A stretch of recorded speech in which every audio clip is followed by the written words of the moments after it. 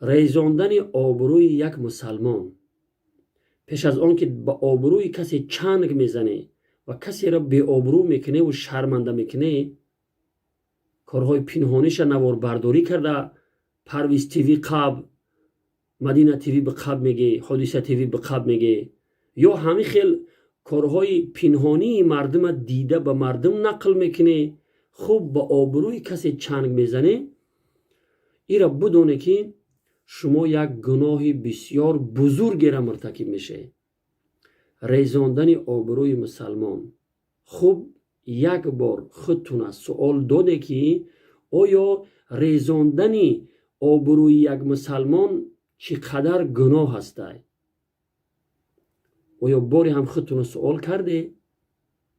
بلاگرهای محترم، کسایی که نوارهای پنهانی مردم، کارهای پنهانی ها، عورات مردم نوار برداری میکنه و مدینه تیوی به قب میگه و پرویز تیوی به قب میگه، آیا خودتون سوال کرده که به آبروی کردن یک مسلمان، اگرچه او کاری گناه کرده است، شرمنده کردن و با آبروی یک مسلمان چنگ زدن چقدر گناه هست؟ آیا خودتون سوال کرده یگان بار؟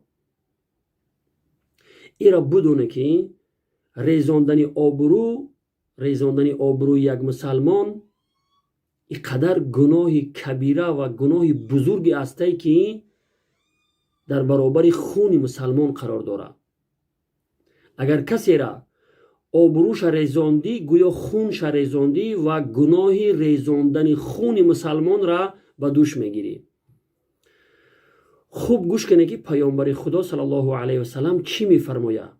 این سخنها از پیش من نیست، این سخنهای گوهربار جناب رسول الله صلی الله علیه و سلم است که از آبرو و ناموس مسلمان ها دفاع میکنه. خوب گوش کنید. پیامبر خدا صلی الله علیه و سلم میفرمایند ان دماءکم و اموالکم و اعراضکم حرام علیکم. الحدیث متفق علیه. در حدیثی که بخاری و مسلم او حدیث روایت میکنه، جناب رسول الله صلی الله علیه و سلم میفرمایند همانا خونهای شما، مالهای شما، آبروی شما برای همدیگر حرام است. الله اکبر. پیامبر خدا از آبرو و ناموس مسلمان ها دفاع میکنه. این مردمی که از پی دنبال عیبها و خطاهای مردم هسته، از الله نمیترسه؟ وقتی که یک مسلمان را به آبرو شرمنده میکنه، در اینجا پیامبر خدا صلی الله علیه وسلم میفرماید که آبروی یک مسلمان برای همدیگرش حرامه که بریزونش. پس شما کار حرام مرتکب میشوی و بر زمین پیامبر خدا آبروی یک مسلمان را در برابر خونش قرار داد.